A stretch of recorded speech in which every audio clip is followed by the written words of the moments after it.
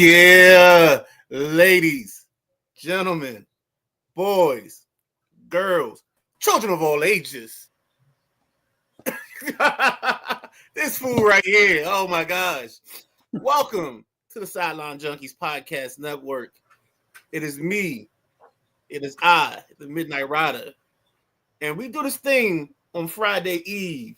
And like people get to work the next day, they stand at the water cooler, they talk at the microwave, they talk in the hallways, and they talk about one thing. And I just keep hearing them say it.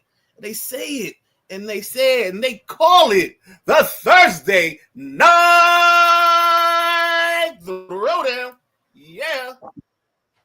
Today, the Midnight Riders is joined by the gentleman Jack and the big guy KG.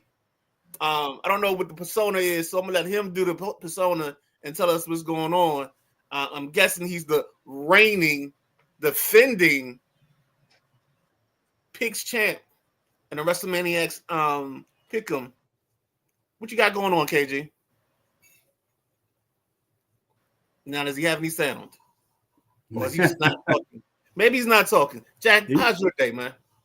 I'm doing great. And while I got a second, I want to just give a shout out to my man over there in Pasadena, Mulch Man with Chesapeake Landscape Materials. If you need to get your yard straightened up for the fall, you want to go to Mulch Man. He got what you need over there, Pasadena, Maryland. Check him out. That's Chesapeake Landscape Materials, Pasadena, Maryland. And don't forget about your guest last night. And my guest last night, I would definitely like to thank Ray Bogardis for coming on in the passenger seat with us. We had a great time. Definitely gonna get Ray back here shortly. Chop it up with him. I've had friends texting me today. Really enjoyed that show last night. So thanks for all the support and everything out there to our followers. We had a good show last night. All right, what do you got, Prime Time? You ready to start the show?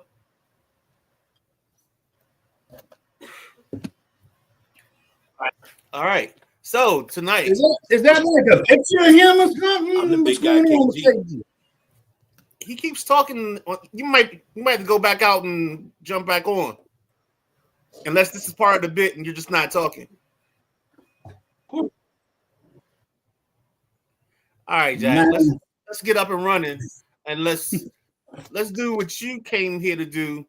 You wanted to start your little college hoops. Give us that rundown on college hoops, baby. Yeah, no, definitely, man. It's been a great week in college basketball. Great college basketball. Hold on. Let me go ahead and stop y'all there because I had to come in another screen because things are acting up. Mm-hmm. So, but I am your reigning, defending champion, and I deserve the respect. Okay. I'm gonna let y'all know that. Center stage, bro. As you can see by saying belt over my shoulder, I was a nobody. Now I'm somebody. I went to Helen Hunt Motors as a champion and walked out of there with a great car. But I just wanted to tell y'all, man, hey, I'm your champion. And I should be respected as such. Plus, I went 15-1 in the pick'em last week. Guess the one game that I lost? I don't know. Oh, you know the one game I lost? The game we won. I lost the Washington Tennessee game because I just didn't want to go against tradition. So I did. Damn, that's a shame. You could have had a clean card. I could have, but I didn't want to take a chance. I'll say that. But you guys, I'm having technical difficulties on the laptop. We can jump into this college basketball. Talk about my Georgetown Warriors being 8-1. I'm sorry, 7-1. Let's talk about that. I got you, but Midnight Rider, you can run the backstage stuff. Let's get that box out of here over top of you. I can't do that part because I don't. There he goes. Well, I got a bunch of stuff leading up to Georgetown basketball. That's going to be in my cleanup section. I hope you don't mind. Like I said, upsets been happening all week. Top 10 teams are falling. You had Tuesday night, Michigan, unranked, defeated number 11, Wisconsin, 67-64. Michigan was led by Daniel Wolf with 20.7 rebounds. Heck of a game for Michigan. Maybe they'll get a little respect. Kentucky, Tuesday night, number 4 Kentucky goes down to Clemson, 70-66. Clemson was led by Ian Shefflin with 20 rebounds and 11 points for the young man. So then, everybody goes to bed Tuesday night, wakes up Wednesday, looks at the slate we got for Wednesday. What's going on? Heck, you got number 9 Duke coming into number 2 Auburn. Number 9 Duke upset number 2 Auburn. Cooper Flagg, 20 points, 11 rebounds. Freshman Isaiah Evans, that boy got hot. 18 points on 6 for 8 from 3-pointers. Auburn was led by Johnny Broome with 20 points and 12 rebounds. He's supposed to be their possible All-American candidate over there. Then you had unranked Creighton take down number 1 Kansas, 76-63. This year is Creighton's second year in a row taking down a number 1 team.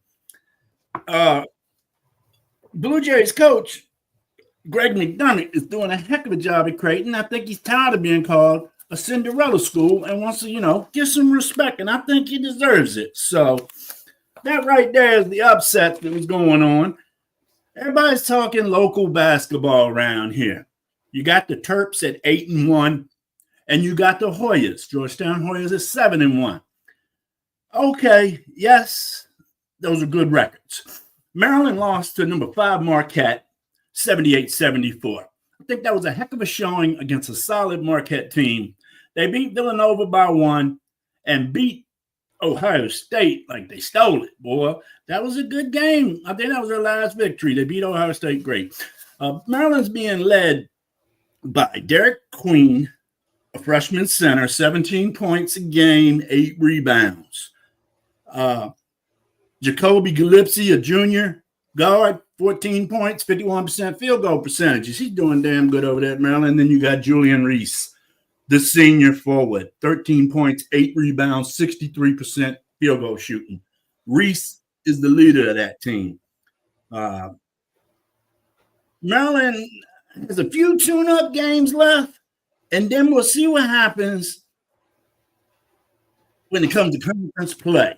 Are they going to stack up when conference play starts? All I can say is go Terps. Now, as far as the 7-1 Hoyas, that one loss, they lost to Notre Dame by 21. And they played a lot of cupcakes. They got West Virginia tomorrow night, 7 p.m., and then they go to conference play. So we'll see what the Hoyas are made of tomorrow. Mark my words. We'll see.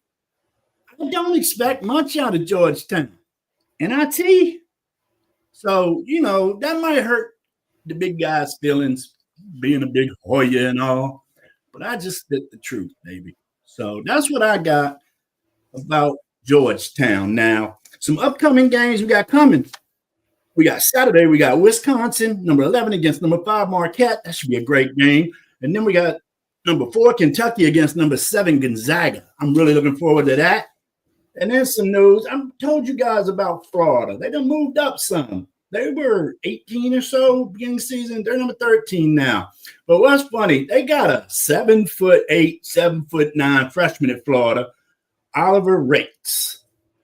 He hasn't taken the court yet, so I'm thinking the big boy is going to get redshirted this year. But I want to see a 7'8", 7'9" player play in a competitive SEC schedule. So that's what I got about college basketball. You guys got anything to add? No, sir. You did a good job. That's why it's your segment, baby. But all right. Basketball. I got something to add. Okay. You talk about Georgetown. You can only play who's on your schedule. Okay? Don't you talk about cupcakes all you want. You can only play stronger teams on your schedule, bro. These schedules are made. 4 years in advance. Man, it's always been like that with Georgetown.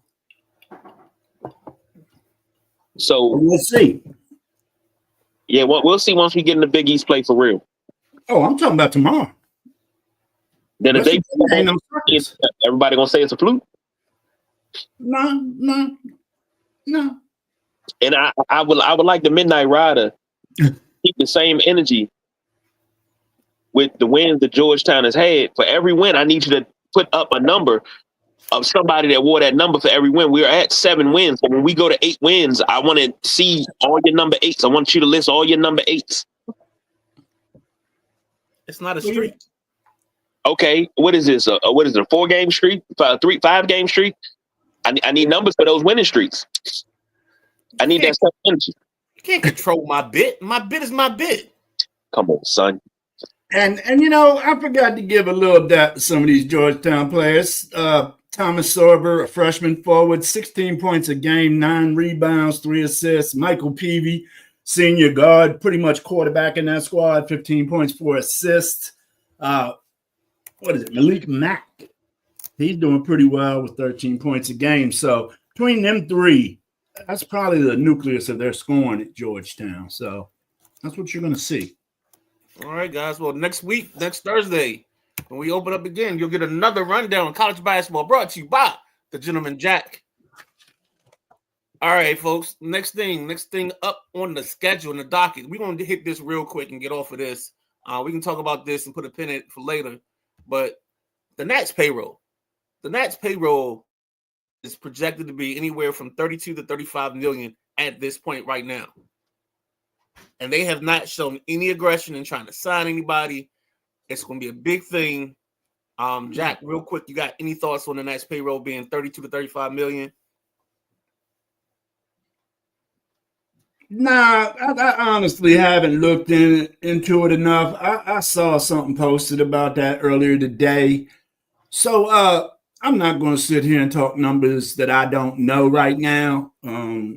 So basically they have the third, well, actually now they have the second lowest.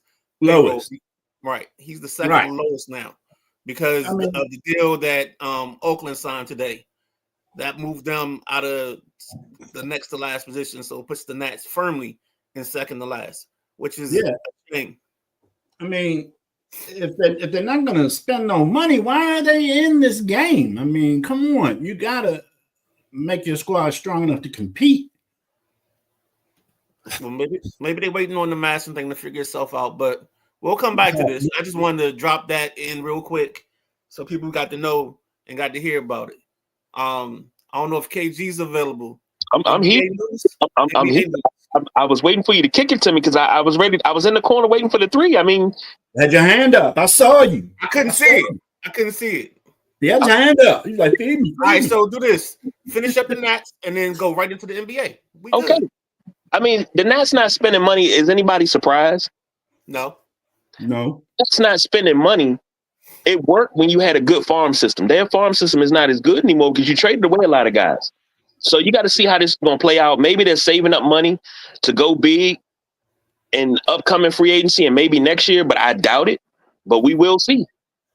And talking NBA news, we got a Laker fan on the panel. I need to know, what do you feel about the Lakers getting demolished by 41 the other night? And it seems like there's no accountability whatsoever in the foreign blue and gold.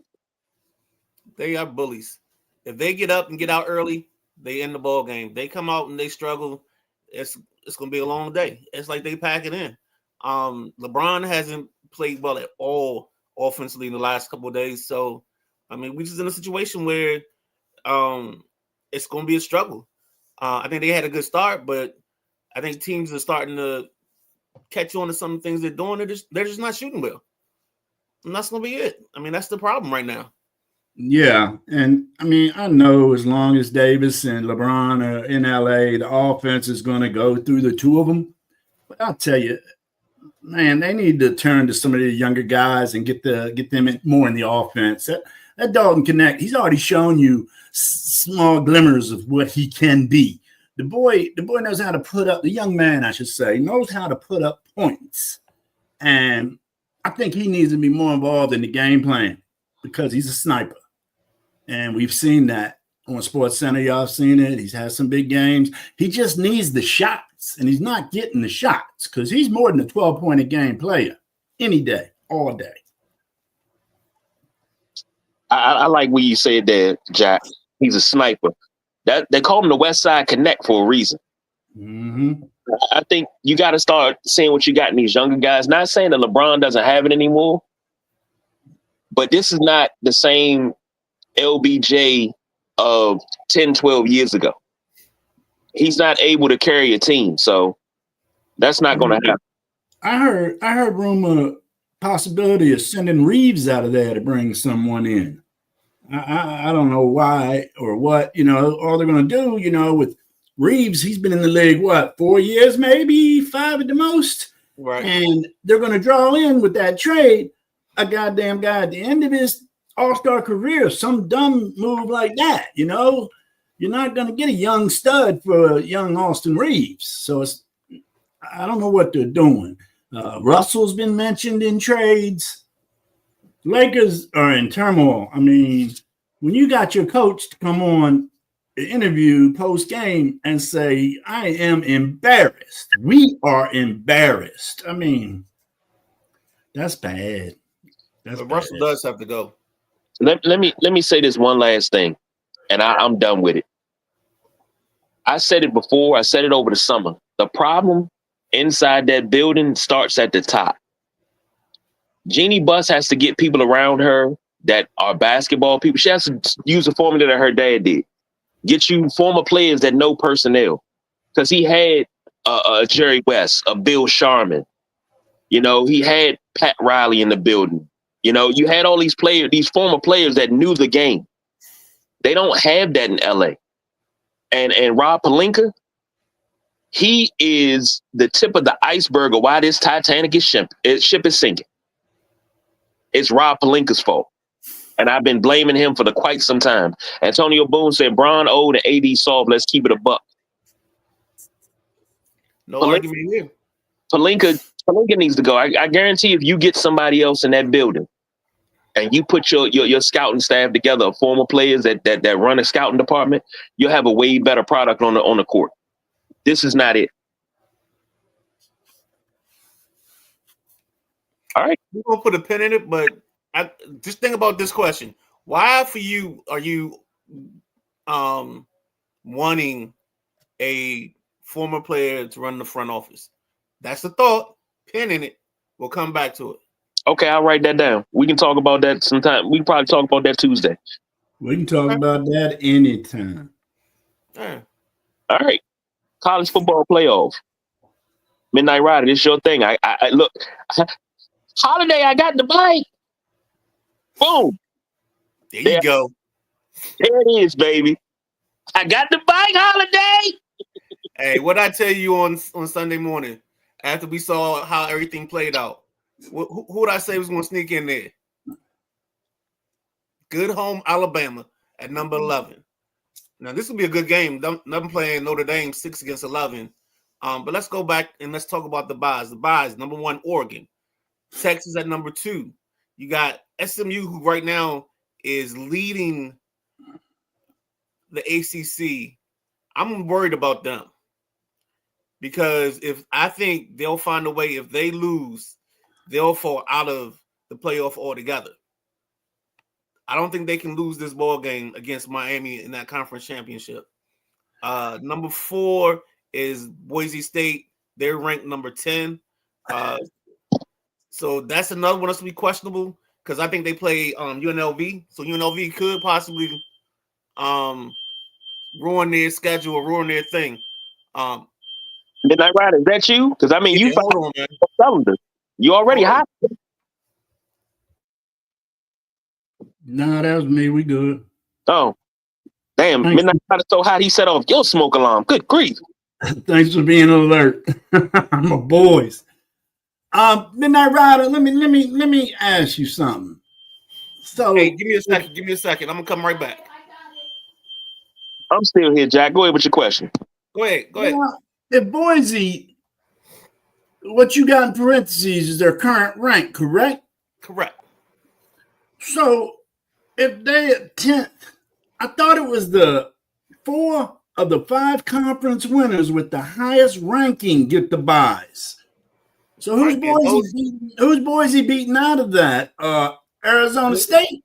Yep, that's the next highest ranked conference champion possible. Okay. Boise has to win that championship. So that's why Boise and SMU have to win to stay in.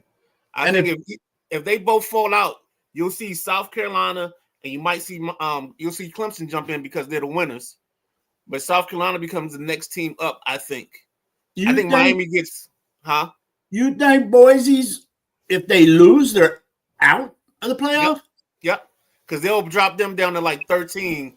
They'll drop the standard issue 3 or 4 spots. And I think SMU, because of their schedule, they'll drop down 4 or 5 spots. And that'll be enough to push a team like South Carolina and maybe even Miami up into some of these lower spots. Because when Boise falls out, then Arizona State, if they win, they become the next highest ranked champion. If Clemson wins, then Clemson comes in and so it's a situation where those 2 teams to me really got to win to stay in.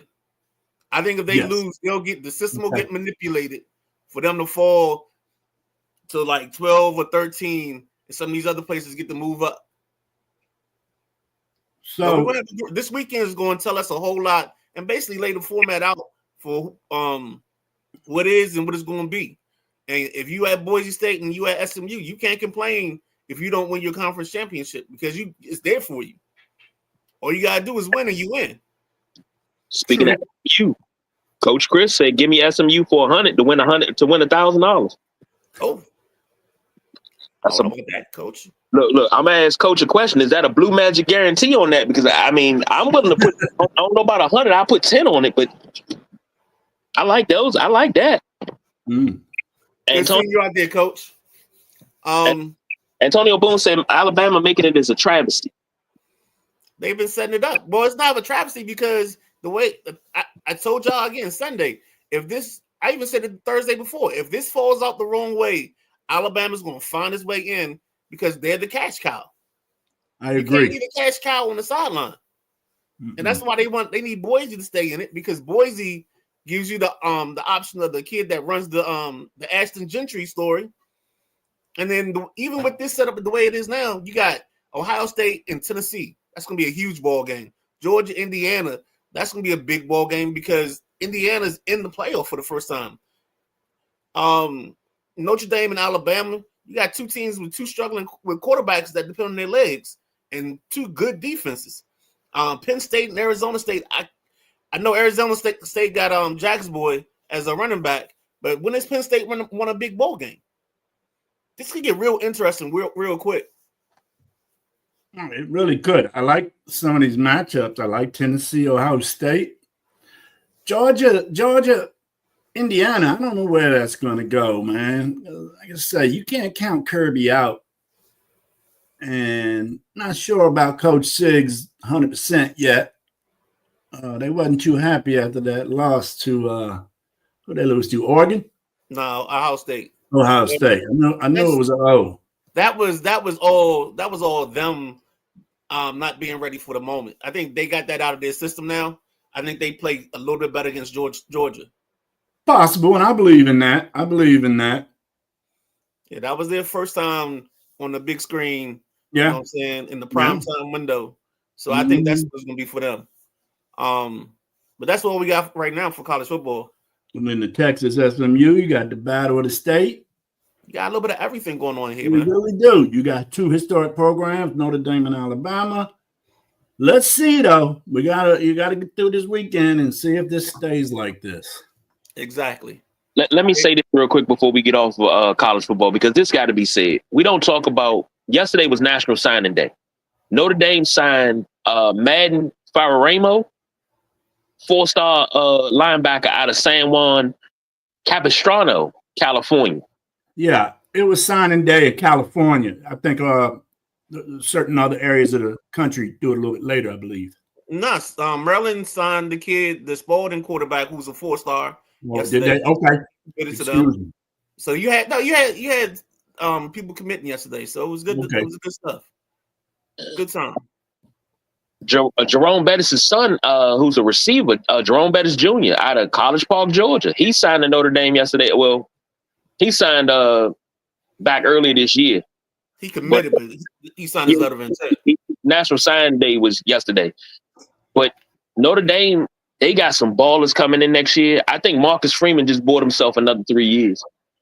Notre Dame needs a quarterback. They got one in the pipeline already. Got a 4-star recruit from Greenwich, Connecticut, Blake Herbert. We'll see. The kid that you want to look at Notre Dame is Kendi Urlacher. That kid. Oh, yes. Yes, Lord. He's going to be special.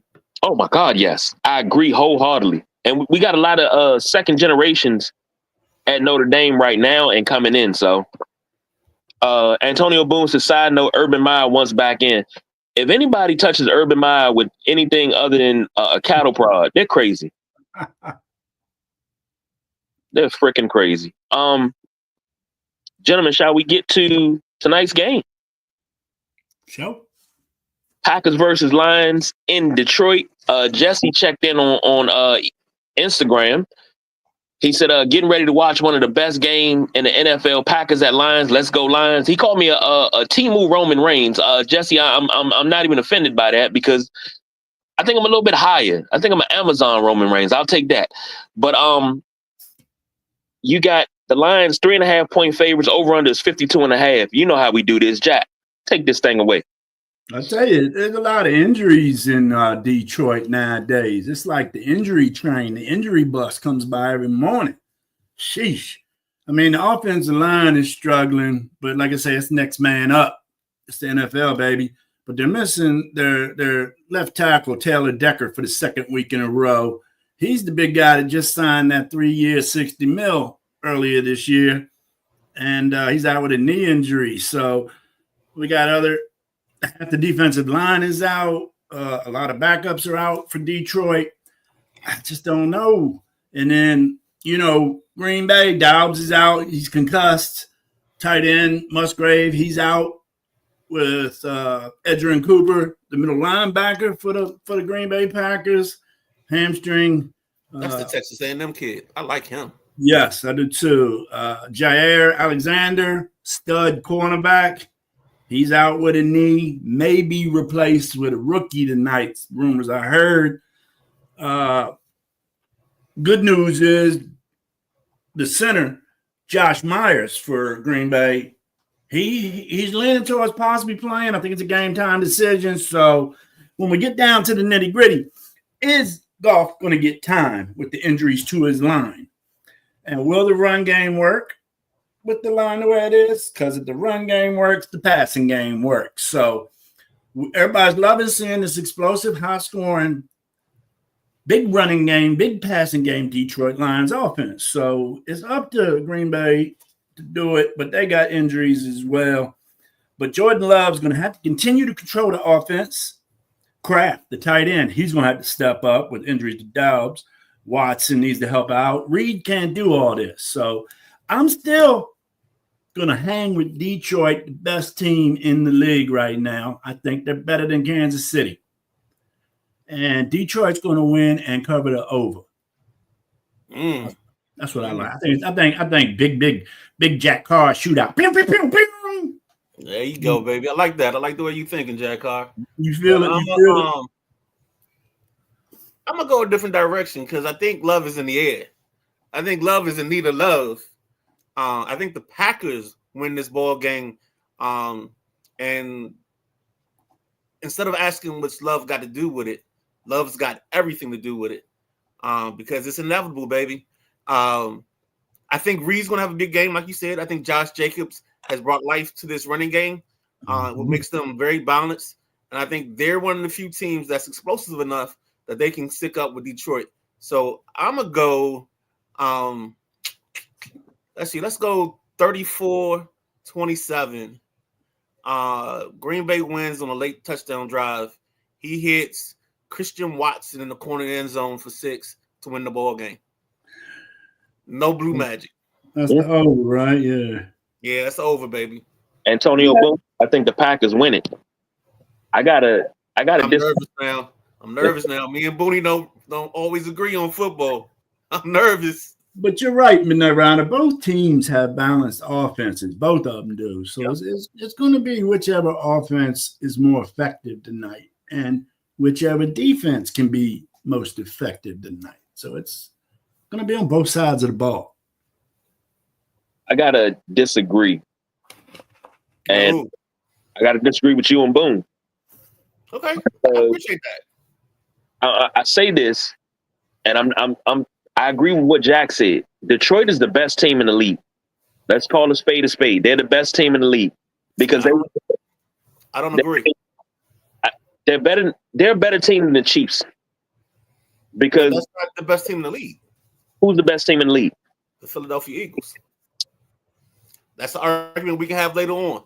We can have that offline if you want. I got time tonight. No, Tuesday. It's Detroit, Philly. It's Detroit, Philly, Kansas City. Content. Okay. All right. Tuesday, we do our Power 5 ranking. We ain't got to do a Power 5. We'll do our Power 5 on Tuesday. All right. We'll do that. I'll write that in too. But I got to disagree. And I call Detroit the best team in the league because they win with style. They win decisively. They don't get into close games. When they put their foot on the gas, they run you over and then they put their foot on your neck to make sure you're dead. Detroit only is going to lose the games if they want to. I see why they're Super Bowl favorites. And I used to give Jesse a lot of flack about Detroit being just the little kiddies. But this is not the 90s Detroit that just couldn't get over the hump. This is Detroit is going to get over the hump. They got a team. They got a coaching staff. Everything. And I think Detroit wins this one decisively. And they get a matter of revenge on the Packers because all the years the Packers them beat their asses. But they beat the Packers. Sorry, JoJo. 45-13. Give me the over. You said 45-13? Yes. Hanging 45, boy. As much as I love Jordan Love, like you said, what Love got to do with it? He throws 3 picks tonight. 2 of them going for pick 6. That's not lovely. That's not James. I mean, you talking about Jameis Love? I didn't say he was going to throw for 400 yards, and because Jameis will give you a day when he throws for 500 yards and 7 touchdowns, but he didn't threw 5 picks. Hey, we gotta get that clip too. He must be talking about my man John Love, man. He must be 85, 90 years old by now. Anybody remembers Maryland Capital Park and Planning announcer down at Fletcher's Field, Mr. John Love? He's announced the fast pitch softball games down there, and we had a good old time with him. Then I've heard of him. I'll say this. Jordan Love will look less lovely tonight. He's going to look more like John Hadle. Oh, gosh. Woo.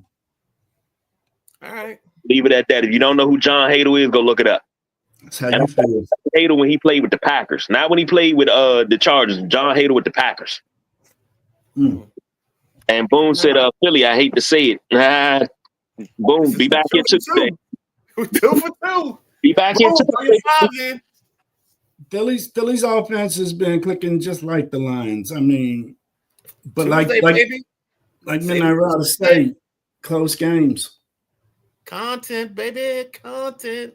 All right, where we jumping next? Oh, it's time to wrap that shit up, B. We got to get out of here because kickoff is coming. And if this was a trash game, I say we go all the way through the game because we better than the game. But this game right here, divisional game, this is actually a rivalry, if you want to call it that. NFC North. Yeah, exactly. And it's getting cold. I think Detroit needs this because if Detroit wins this, they wrap up the North, don't they? No, they don't wrap. They knock a playoff. They clinch a playoff. Okay. They're only 1 game up on Green Bay. Okay. All right, because that's why I had to check. That's why I asked. No, they win this. They wrap up a playoff berth. Period. And I don't think they're going to rest anybody if they win this game. I don't think they win this game. They wrap up the playoffs. They're not going to. They're going for home field advantage. Exactly. Before we get out of here, let me say this really quick. Got to give a big shout out to Thanos, aka Ross Rudder. Happy birthday, brother! Happy birthday, Ross. Oh, that's right. I forgot about that. I did send him a message though. Yeah, I made sure I did. I gotta send him a message, see how he's doing. But also, I got an idea. It's cold outside, gentlemen. So you know what that means. It's about time for some chili. And I know Ross gonna put some chili together. I'm asking my wife to put chili together this weekend, chili and cornbread. So I know Ross gonna do his, my wife gonna do hers. I don't know. Midnight Rider, Jack, y'all trying to get on and make this thing a chili cook-off? Ooh. We're not gonna see each other, but I mean, I don't give a damn. I mean, we can figure out a way to put some stuff, and we can start exchanging some stuff in some Tupperware bowls now. Come on now. you stupid. Chili, everybody. But no, I'm down. I think I need to break from spaghetti anyway. So yeah, I might do chili this weekend. You gotta remind me though. I just want all the samples. Yeah. Look, just give me the cornbread. Fellas. Oh, shout out to Coach B. He got a nice little shout out from the Junkies earlier this week. They were talking about something. They brought him up. So give him a shout out and some love for that. Oh yeah. And then everybody still keep Pete in your prayers. I think he's still in the hospital right now. When I say Pete Medhurst. So that's the only two things I can think of off the top of my head that I wanted to make sure I hit on. Yeah. Oh, and Eric Bieniemy got fired today by UCLA. Yes, that's what we're supposed to talk about college football. Yeah, I forgot about that. Midnight Rider, you are correct. Coach Boucher, he's really doing some big things over there at Quarterback Factory. I try to refer any of my friends' kids there if they are planning on being an elite athlete. Don't apply if you're just a regular old athlete. He trains elite stars to go to the next level, and they are very good at it over there at Quarterback Factory. Very good success rate. All right, guys. All right. Next time you see these pretty faces, it'll be Sunday morning. In between now and then, you'll see this face, mine, Saturday morning, sometime in the morning. Give you another episode of The Gridiron, the greatest fictitious college football show in the land. And then Saturday night, you got the WrestleManiacs and their champion, the reigning, defending champion of picks, the big guy KG. And then you see us Sunday at what, 11? Yeah, Sunday at 11. So, KG, take us out, man. All right. For everybody that joined us, appreciate it. Thank you. Until next time, that's the Gentleman Jack. That's the Midnight Rider. The boss BJ was on assignment. I'm the big guy KG. I am the champion, but I don't do no overtime, baby. I am out of here.